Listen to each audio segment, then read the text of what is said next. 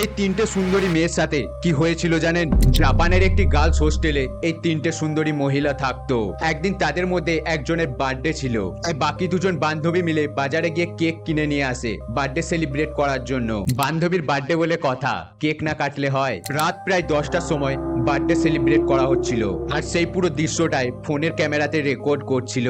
কিন্তু তারা জানতো না তারা তিনজন ছাড়াও ওই রুমে আরো একজন ছিল। ভালো করে দেখবেন, দেখতে পেলে অবশ্যই চ্যানেলটি সাবস্ক্রাইব করবেন আর কমেন্টে লিখবেন আর।